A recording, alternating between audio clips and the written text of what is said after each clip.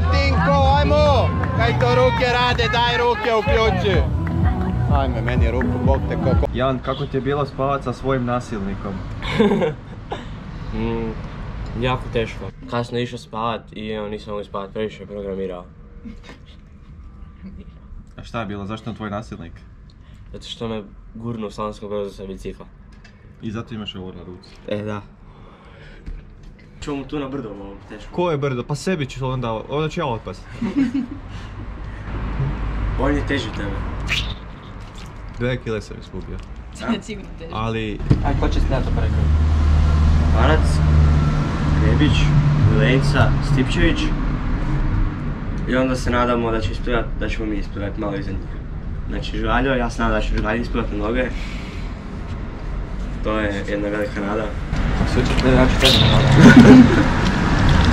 nada. Samo mi kaže kad se njak dan isto u videu. Matko, znaš koliko vata na dlakave noge izgubiš? Bio je video neki dan. 17 vata. 17 vata na dlakave noge. Sreće pa nemaš par. GCN video, ili GTN.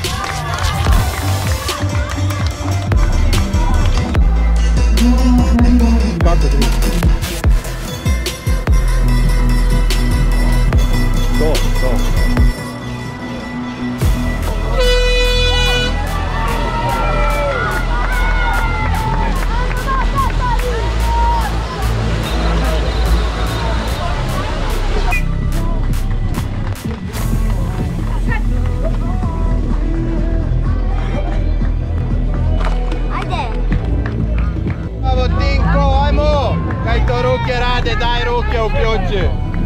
Ajme.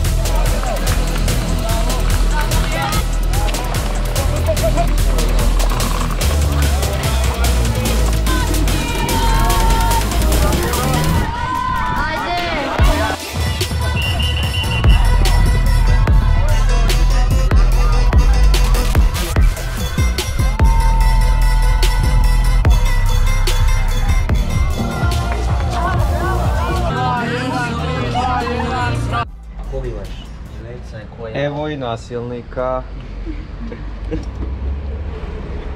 Da, kad mi Jan radio po noći, stvarno je bio nasilnik.